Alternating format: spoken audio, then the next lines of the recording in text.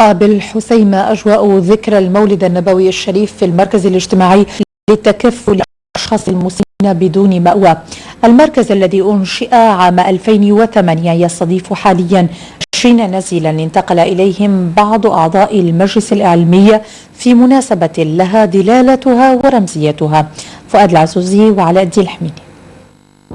هذه البناية مكونة من طابقين هي المركز الاجتماعي للتكفل بالأشخاص المسنين بالحسيمة، أنجز قبل سنتين بتكلفة 5 ملايين درهم بتمويل من المبادرة الوطنية للتنمية البشرية، ويضم 9 غرف ومرافق أساسية. الحمد لله العيش هنا أفضل من منازلنا. جمعية المحسنين تعتني بنا بتوفير المأكل والمشرب والمبيت والنظافة.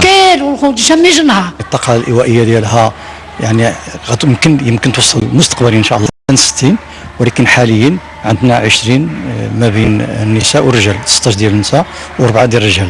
حنا كنعملوا المجهود باش هاد الناس هادو نرجعوا لهم يعني الكرامه ديالهم، وهذا لانه كانوا عايشين في واحد الحاله يرثى لها.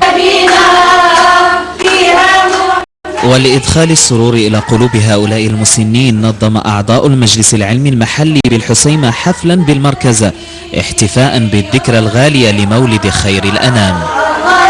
وهذه مناسبة ديال الاحتفال بذكرى ميلاد سيد البشرية صلى الله عليه وسلم، كنتهزوها باش نحركوا المشاعر ديال الأخوة وديال التضامن والتكافل. الدنيا هذه واحد ساعة تندرجي، واحد ساعة مزيانين، واحد ساعة وتنعدوا الوقت باش ما جاب الله.